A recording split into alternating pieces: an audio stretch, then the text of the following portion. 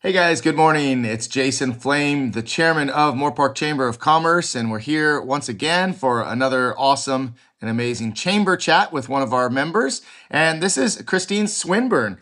She is, or has been, a Moorpark resident since 1984, where she and her husband of 41 years raised 3 kids. After her second layoff in 20 years in the bio-pharma industry, Christine decided there would not be a third and set on a search for the next phase. After much research and the knowledge that Pampered Chef was part of Warren Buffett's Berkshire Hathaway, Christine's new adventure began in 2016 and she's never looked back. Pretty cool story. I can't wait for you to tell everybody all about it. How are you doing this morning? I'm doing great. Thank you so much, Jason. Yeah, this will be a lot of fun for not only the audience to get to know you, but I would love to get to know you a little bit better and learn more about your business and what you do. So yeah, I'm excited. Let's jump right in, right? Okay. So you spent over 2 decades in the biopharma industry. What did that chapter of your life teach you, and how did it prepare you for this unexpected leap into entrepreneurship? Well, when I was recruited by Amgen back in 93, I was actually a local realtor and I was recruited for my real estate knowledge of the community in the Caneo Valley as Amgen was ramping up they were on a massive hiring blitz. So after I got the job, I worked on a team that we relocated people from all over the country and the world. And our job was to attract them to Thousand Oaks. So it was hard to do because the prices were high and people were coming from, pharma hubs all over the country that perhaps they could buy a lot more. So the coolest part of this job was the innovation and the building of all these structures that we had to do.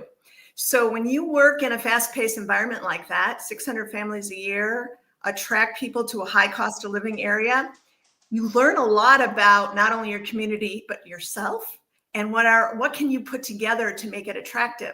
So all of those skills, we used to say it was like, boarding a train while the train was already going, 100 miles an hour. So we had to come up with all these really cool things. I mean, there were so many different programs we put into place. So those skills are invaluable. I had 3 young kids at the time. I was actually happy to leave the real estate business because my weekends were not my own. And when the kids were babies, I could take days off during the week to spend with them. But once they're school age, you kind of miss out. So the opportunity came at the perfect moment. And I was able to just jump I knew nothing about corporate life. I knew nothing about human resources. And fortunately for me, relocation was placed in human resources, part of the recruiting team. So talk about a learning opportunity. And for someone in their early 30s to just jump in and be mentored and have all these things happening. We had Gordon Binder was the CEO at the time, and he had a phrase, make mistakes, correct quickly. And that has stuck with me my whole life. That is the most invaluable thing you can do, because if you don't make the mistakes, how do you know what the outcome is going to be? And of course, the correct quickly is important too. So all of those things are inside me, and they are entrepreneurial, because when you're working in a fast-paced environment and people are saying, run with it, right? Yep. So yeah, that was like that best company I ever worked for, the best experience, the best job I've ever had was at Amgen. And we all learned from each other. The smartest people in the world came to work for Amgen. So I was always like in awe of these scientists that I was relocating, right? The other thing I learned there was to be nimble and to flex, because one minute you might be in a hiring blitz, and then the next year, the CEO tells you have to cut millions of dollars out of the relocation budget. And you have to figure out, okay, what can I do that won't be so noticed, but I can still attract these people to Thousand Oaks? So those are the things that I think I learned most, not to mention the friendships. When you work with people that closely, they stay with you, and they're still with me now. That's awesome. Well, I grew up in Newbury Park, and I remember when Amgen, kind of started out and then just kind of blew up. And just what an awesome opportunity for you to be a part of that and to grow with it. And then, of course, years later, and we'll talk about this, where the shift in your life happens and changes. But one of the things that you talked about that I really liked was the make the mistakes and correct quickly. I can't stress enough how important making mistakes is part of the learning process.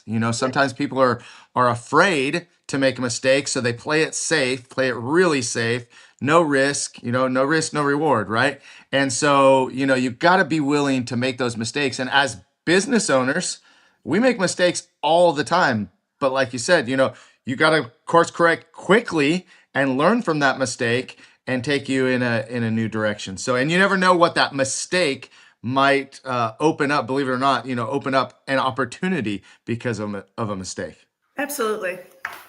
Yeah, and Robert Perez, thank you for watching. I didn't get to read it before, but Robert is singing your praises, says that you're awesome and a really big supporter of the Rudy Perez Jr.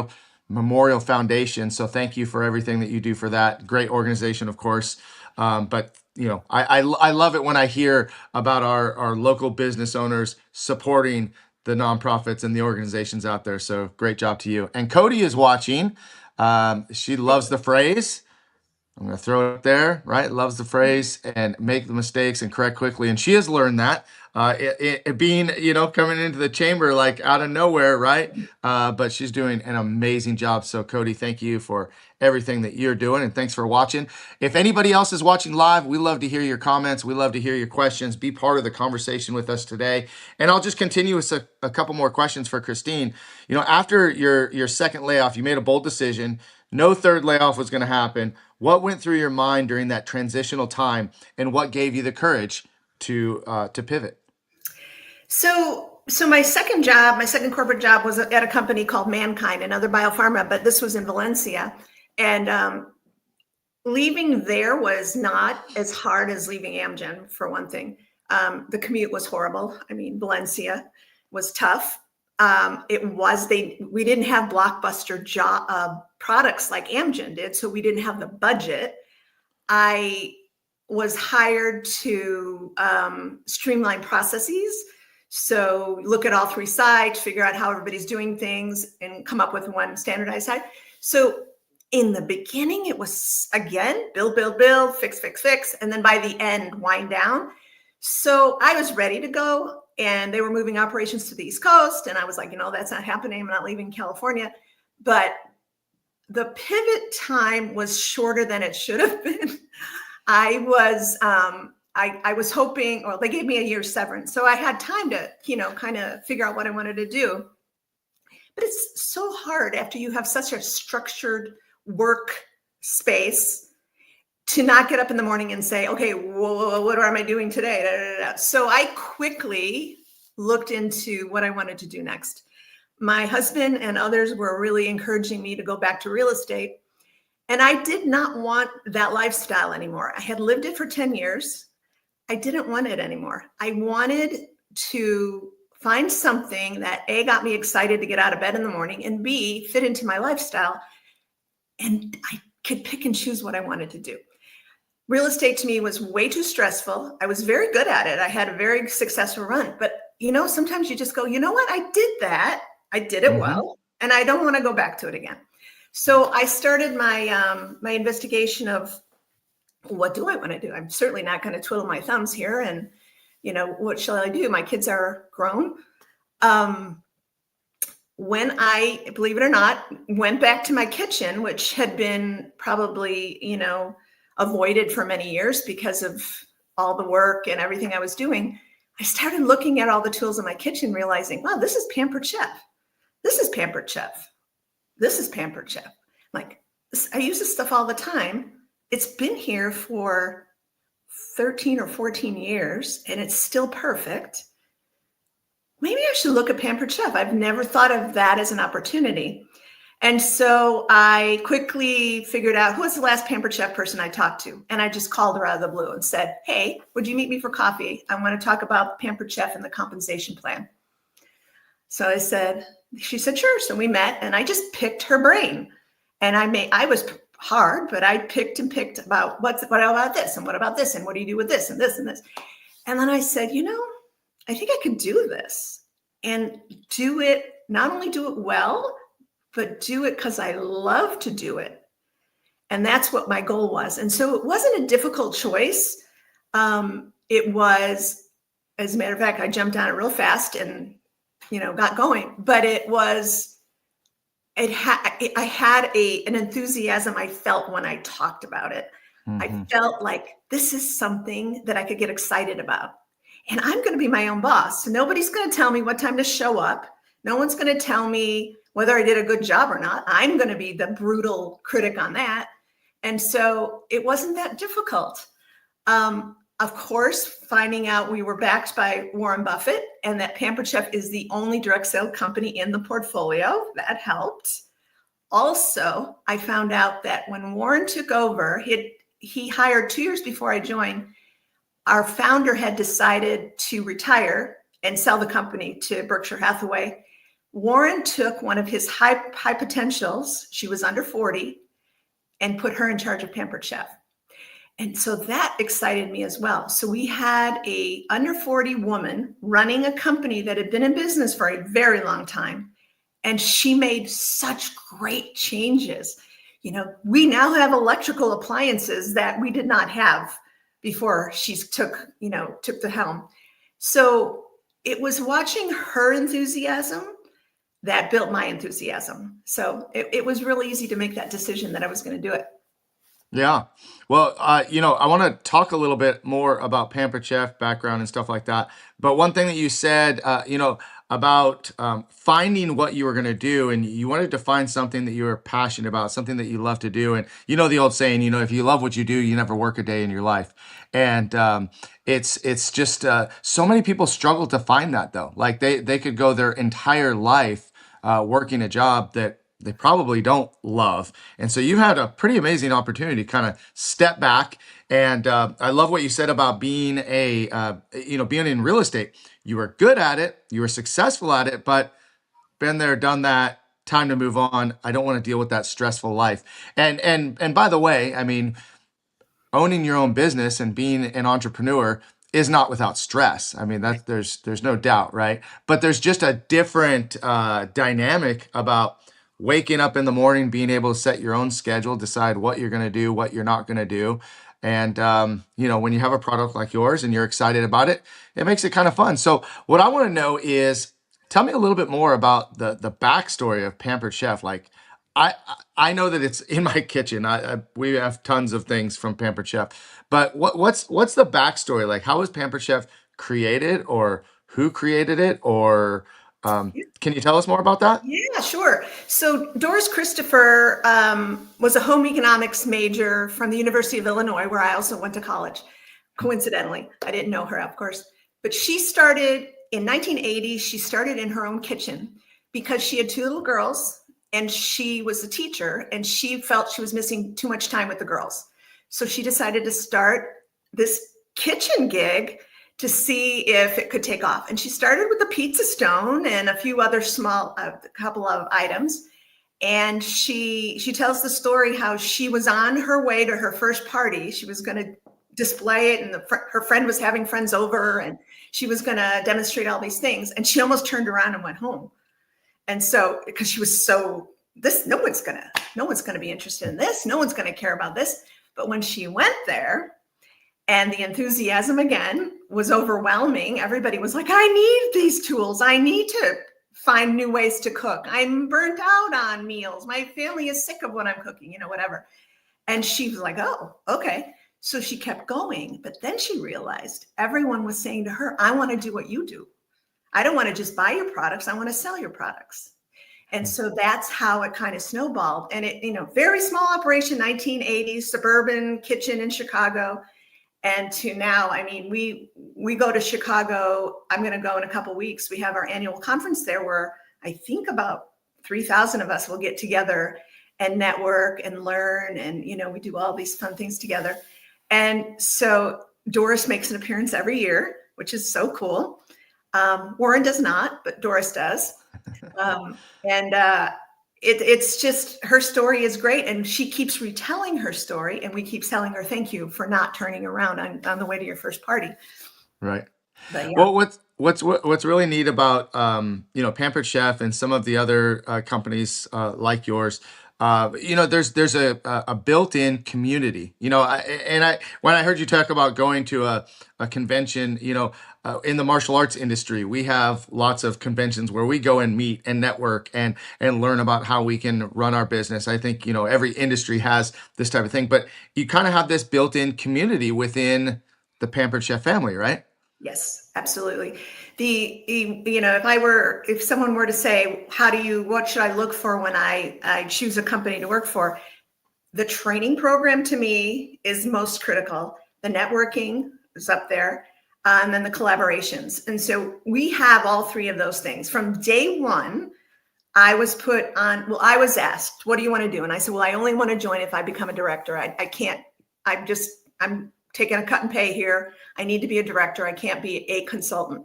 What do I need to do? And I had a trainer who said, all right, we're meeting once a week, and I'm going to tell you what you're going to do.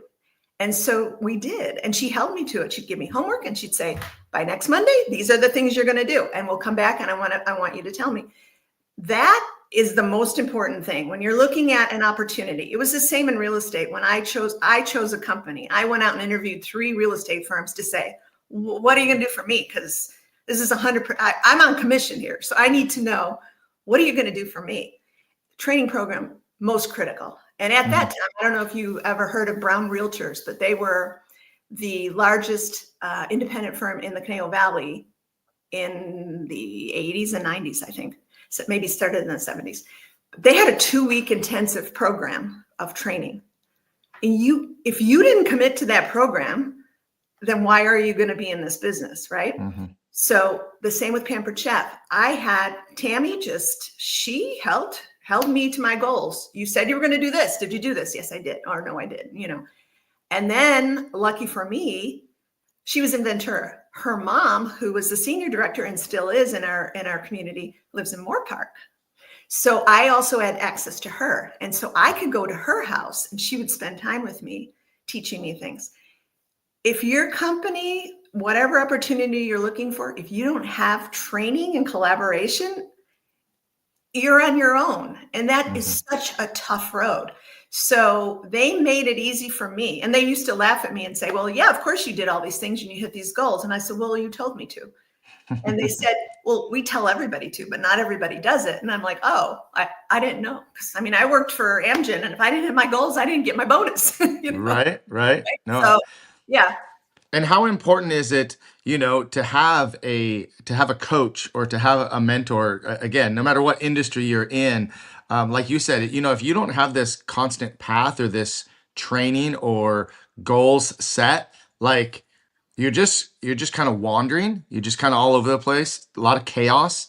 But having a coach and having a mentor, I know for me was really big. It sounds like for you, that was a really important driving force, to have someone literally hold your feet to the fire and hold you accountable, because sometimes as an entrepreneur and the owner of your own company, being your own boss, it can be challenging to not have that accountability. It's like, you could shrug things off pretty darn easy. But when you have a coach or you have someone kind of holding you accountable, it makes a really big difference. Absolutely. It's critical. Yeah. And so let's talk. Actually, I'm going to pull this question up here before I forget, because it'll run to the bottom. Jackie's watching, and she wants to know, what is your number one favorite product? I have so many, but and it changes from time to time. My multi-cooker, my multi-cooker saves the day more times than anything. I like to call it a pressure cooker on steroids. You putting a meal on the table in less than 30 minutes is, to me, the most important thing I could do, because everybody's running at such a fast pace, and you've got family and commitments and all that. So I guess the multi-cooker is my favorite. Okay, cool. Thank you. I can't tell you how many items I know we have in our kitchen. I'm constantly finding, new tools and new gadgets and new things. And I don't cook a lot. So I don't really use them, but I do see them. But So you I, appreciate I do appreciate it. And I think you probably just sold Jackie whatever, them. cooking anything under 30 minutes, I think would make her very, very happy. Yeah. Uh, so you've been a Moorpark resident since 1984. I mean, I don't know a lot of people that have lived in Moorpark that long. You've raised three kids. How has our community shaped your journey, both personally and professionally? Yeah, that one's hard to say because, it just sort of evolved. But we moved here before we had our first child. So I moved to LA in 84, and then we lived in Agora, and then we bought our first house in Moorpark because everyone will appreciate this. We could get a $170,000 townhome in Agora or a $130,000 single family home in Moorpark. Yeah. So we bought our first little house over in Heather Glen, right across from Glenwood Park. And I had two sons there. And then we had a goal. My husband really wanted to build his own house. And so within 5 years, our house doubled in value. We were able to buy a piece of property off of Gabbert, a little bit out of town a little bit. And he was able to design and build a house there. So the process of, moving from one to another and kids getting older and getting involved in sports, that when your kids are young, their soccer, their basketball, their the track, my kids were in all three of them, those parents become your friends. These are the people you're seeing on a regular basis. Living in a community where you have businesses that have been around a while. Like, for instance, when we moved to Moorpark, there were no supermarkets. The first supermarket was 2 weeks away from opening. That was Hughes Market at the time. There was no connector between the 118 and the 23. The high school was on the other side of Tirahata, but the bridge hadn't been opened yet. So it's a whole different memory for me as far as, my husband used to run in the hills where Creekside is now built. That's where that was his daily run up there. So Moorpark evolves, your relationships evolve. A lot of those friendships from when the kids are little, we're all grandparents now. So there's a whole nother thing. So I love, for instance, that you can go into Ralph's Market, and a lot of the people that work there have worked there for years, and they're friends. They're just, I don't know. It's just, I'm not sure how that has affected my business. I just think it's just affected my happiness factor, as far as being, part of a community where things change regularly, but a lot of things don't change. Yeah. Listen, I could probably have a whole discussion just on, history of Moorpark. I love when I get to talk with people that have been here longer than us. We didn't move here until 1993. So a lot of things were already but even since then, I mean, a lot has changed, a lot has grown. I mean, gosh, look at High Street now, how amazing that's going to be. Super exciting. But let's see. What has stayed the same in Moorpark, and what do you think has been the biggest change? Well, the growth has been, there were the growth years, when all the housing was going up like crazy. That's the biggest change. The open space is gone. A lot of, like I said, my husband used to run up in the hills. What has stayed the same? I think the spirit is the same. I think the way people treat each other is the same. I think I just find it to be a very caring community, and I think that stayed the same. Yeah. Yeah, a lot of my guests, a lot of people that I talk with all the time, it's that the small town charm is like the number one thing that comes up consistently over time. And I really don't think that that's ever going to change. I mean, there's still a lot of that, Yeah, especially because there are so many people that have been here for a really long time, and they continue to maintain that feel. So that's one of the things that I love about Moorpark. I thought it was really cool that you said your first home that you purchased was on Heather Glen, because when we moved here, that was we purchased on Courtney Lane, which is like Oh, one street over, I did not right? know that. Yeah, and of course, we moved up and moved on from there since then. But also the fact that you guys built your own house. I mean, I grew up. My father was a builder, so every house I lived in growing up was being built. We were always constantly Oh in yeah, that phase of that's what he did. So anyway, I love to point out some of the similarities that we have, and I thought that yeah. was really cool. Since you started Pampered Chef in 2016, what has been the most surprising or fulfilling part of this new chapter? And what advice would you give to others who are thinking about reinventing themselves later in life? So I think the most surprising or the most welcoming, maybe I should say, thing is the support that I got from my network. Whenever a consultant joins my team or any team in Pampered Chef, we do their launch party. In those days, launch parties are all done in home. Now we do them either in home or virtually, depending on how the consultant wants to run their business. But I decided, again, this is me telling the people that supposedly recruited me. I decided I was going to do 2 launch parties. I'm not doing one, I'm doing 2. I want 2 weekends in a row. My first weekend was all of my Amgen friends are coming. My second weekend were all of my Mankind friends. And not that they couldn't mix, but I wanted the Amgen people to have an excuse to get together since they Mm, hadn't seen each other in a long time. Same with the mhm. Mankind people. So we did an Amgen party. It was great. We did a Mankind party. It was great. And I explained to all of these friends of mine, these were all people who cared about me, that in order to launch this business, I needed to book parties. And I said, I need 3 of you guys to book a party. So what do you think happened? I got 4 out of the Amgen people and 4 out of the Mankind people. So that's the kind of support.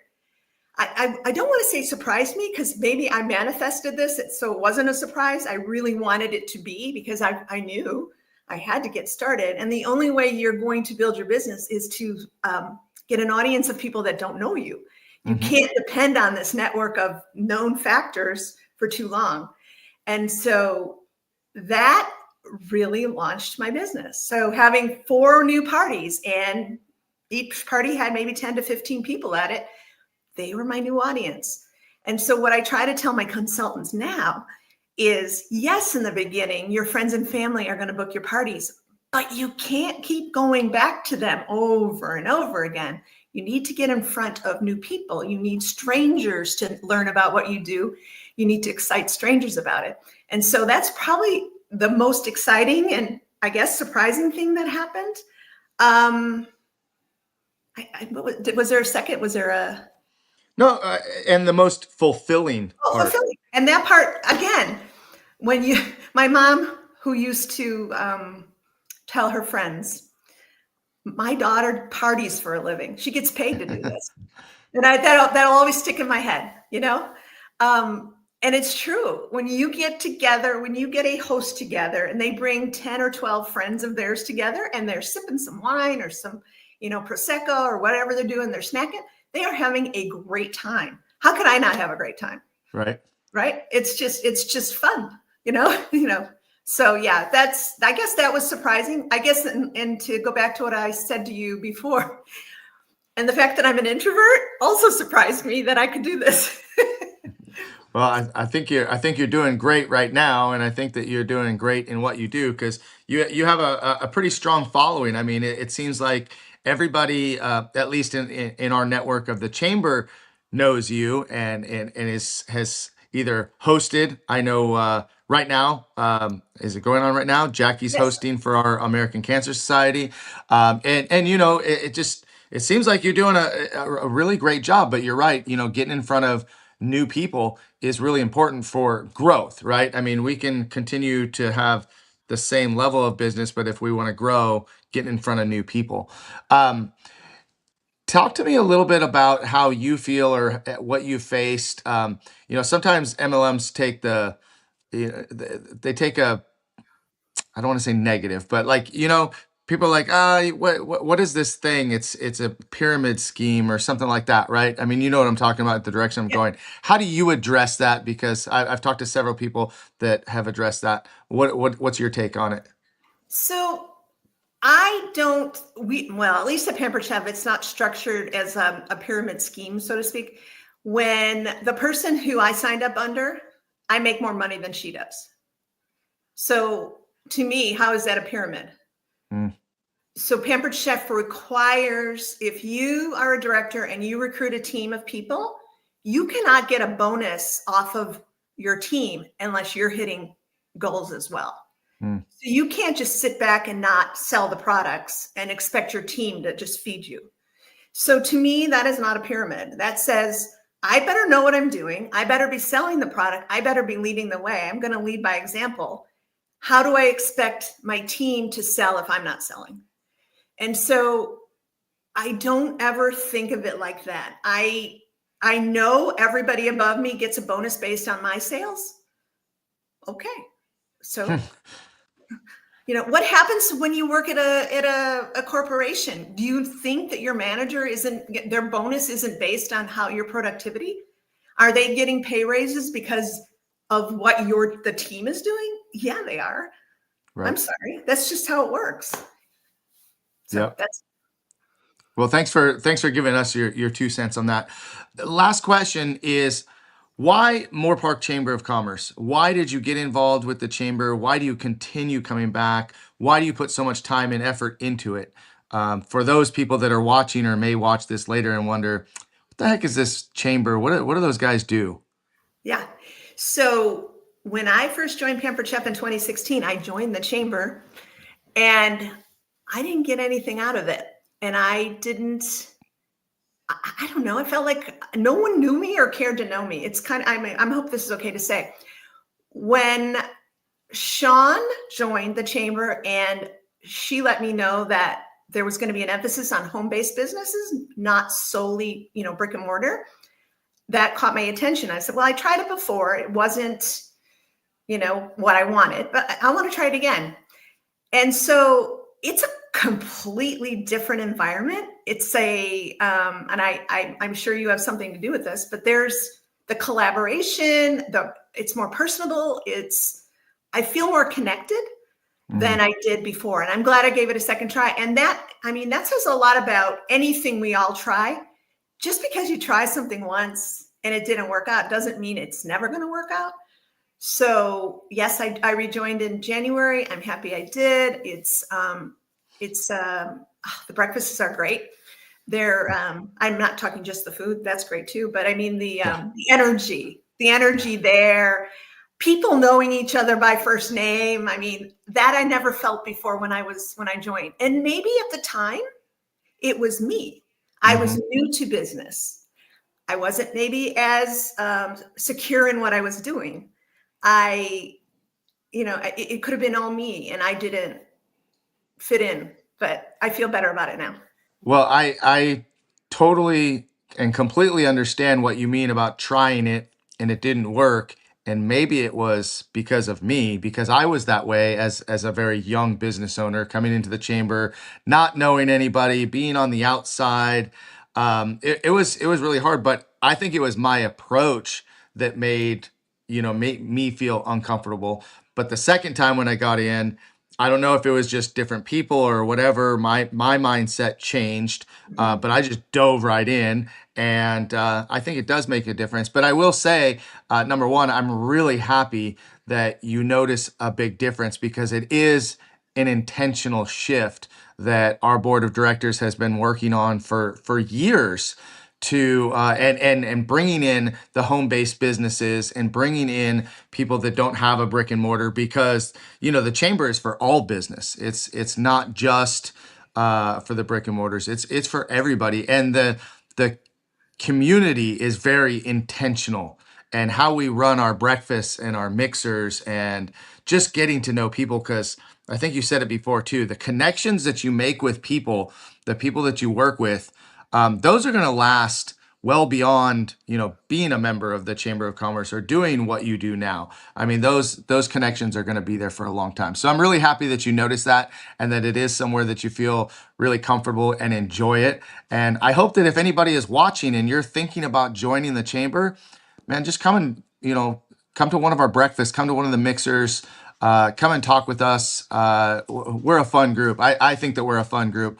I couldn't wake up early in the morning to go to a breakfast and not have fun, right? I mean, I could easily sleep in and just do something else. But I really enjoy waking up for those breakfasts and seeing everybody that comes. So, Christine, is there anything about your business we have not talked about that you want to just throw out there real quick? I guess I would just say the reason that I love this business is because we work really hard, but we also play really hard. I have made friendships across the country with other directors who we get together once or twice a year. Our company, we have an incentive trip every year. So my family and I just returned from Walt Disney World 2 weeks ago. Pampered Chef sent me, my husband, my son, and my grandson. The four of us went to Disney World on Pampered Chef. It's my 5th trip. When I joined Pampered Chef, I didn't ask about trips. I didn't even know there were trips. That wasn't my goal at the time. I always paid for my own trips. What do I need it? But I've never worked for a company before that says, hey, if you hit these goals, you're going here. Next year, it's cruise year. This year was Disney year. It's so nice to be appreciated.